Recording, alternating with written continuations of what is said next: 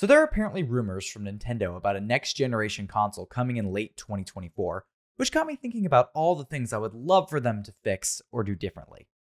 Maybe it's finally time for Nintendo to give its console graphics that can actually handle the games made for it. Oh wait, what? Never mind, I guess Game Freak is just done optimizing Pokémon for Nintendo consoles. Let me fix that sentence. Game Freak is just done. Only a matter of time before our next Kanto remake.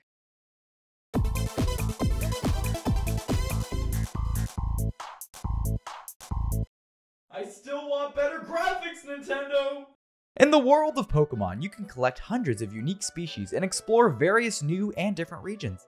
There is easily over 1,000 Pokemon now, and plenty of new lands, or waters, to travel and catch them all.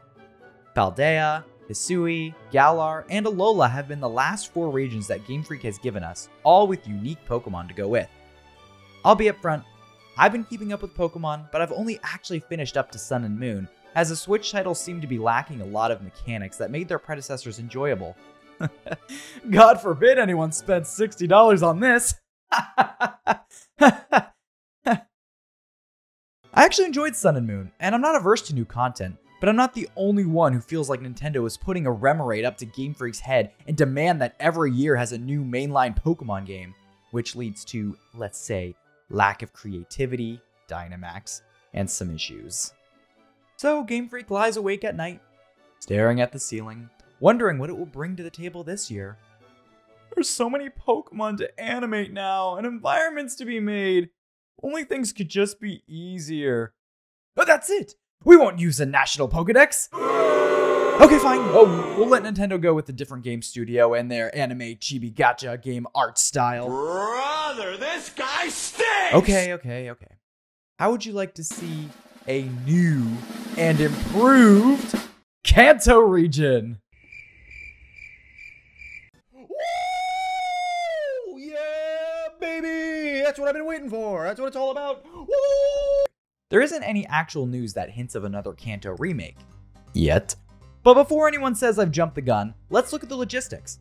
Pokemon Let's Go Pikachu and Let's Go Eevee was absolutely huge for the company and the fans. Just take a look at this. In Japan, Let's Go Pikachu and Let's Go Eevee topped the software sales chart and sold 660,000 physical retail units in their opening weekend, and were responsible for almost quadrupling Nintendo Switch hardware sales for the week. They remained at the top of the Japanese charts in their 3rd week, bringing its physical retail sales to 1 million units in Japan by December 9th, 2018. And it wasn't just Japan that loved the game. The NPD reported the games to be the most important launch of the year for Nintendo, resulting in the 2nd highest launch month ever in dollar sales for the franchise in the US, behind only Pokemon Stadium. Gamers ate it right up. Just like you should eat up the subscribe button. Sorry, that was terrible. For whatever reason, copies flew off the shelves, even though Let's Go Pikachu was a glaringly watered-down version of other Kanto games, where you couldn't battle wild Pokemon, the controls were kinda dumb with the one Joy-Con thing, and it was literally just Kanto Pokemon, even though people were angry about other games not having a national dex. Like most Pokemon games nowadays, it was so simple that you could leave your Joy-Con upside down on the table, and when you came back to play, your character would already be in the Hall of Fame. The game wasn't all bad. I really liked the overworld and the lively environments, and how expressive Pokemon were in combat, and the callback to having Pokemon follow you, which is a feature people loved in Heart Gold Soul Silver, but we haven't seen back in any meaningful capacity until now. I can't remember which YouTuber said this, but look at Venusaur or Haunter. There's so much character in the sizes and how each Pokemon moves that breathes new life into the Pokemon universe and answers something that people may have never considered. Kanto seems to be the guinea pig for experimental features like this, and it's usually the best of both worlds for Nintendo because Game Freak will actually do some level of innovation and good sales are to be expected because A, it's Pokemon, and B, it's a Kanto game. Last time there was a pure Kanto remake in Fire Red and Leaf Green, even with few improvements compared to their counterparts Ruby and Sapphire, it still did really well and is a staple of Pokemon history. Considering that games with the Johto region include a full fleshed out Kanto region as bonus content, there is no Nintendo handheld that doesn't give the player access to the Kanto region. The original Red, Blue, and Yellow were made for the Game Boy Advance and original DS can play Fire Red, Leaf Green, the DS and 3DS can access the Kanto region through Heart Gold Soul Silver, and the Nintendo Switch has Let's Go Pikachu and Let's Go Eevee. Nintendo seems bent on making the Kanto region accessible on every single console with the mainline Pokemon game. And if there's going to be a new Nintendo console late next year, I think it's totally possible, and even plausible, to predict the Kanto region will manifest in some form on the Pokemon games designed for it. This isn't the future that many of us want, myself included, but I think there could be some upsides. Like I said before, the games with the Kanto region usually include some form of experimental features, which might mean Game Freak will actually try to make something new and exciting to distract people from the overmilked cow that is the Kanto region. I'm not hopeful, but let's be real. Does anyone actually care or remember any of the map layouts, NPCs, gym leaders, or Pokemon from some of the other regions? I can't even name all the Sinnoh gym leaders, and that was my first and probably favorite game for a long time.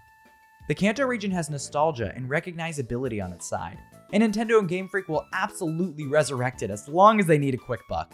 Best case scenario, they don't make a pure Kanto remake and it becomes bonus content for a different region, potentially even a Johto remake. When it all comes down to it, Pokemon games seem to have hit a wall, but for some reason still sell well. I guess it doesn't hurt to be the best-selling franchise ever. At this point, some of us may actually be holding out for the next Kanto remake. Rain fire!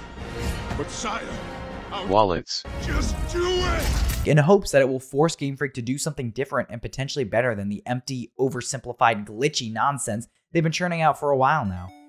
I actually love the original Red and Blue, and I've been working on a living dex for a while for my cartridges, but for me, it's the charm, care, and lore, both canon and fanfiction, of the original games in the Kanto region that appeal to me, which is why I don't really see myself enjoying another Kanto game, even if it looks nicer or has certain features that are made to appeal to my generation.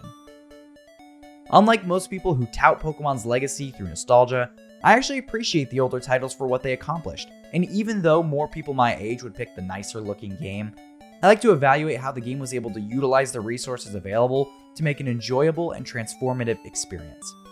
Let me know how you feel about the Kanto remake down in the comments, and like and sub if you want to support the channel and this content. Thanks for watching, and until next time.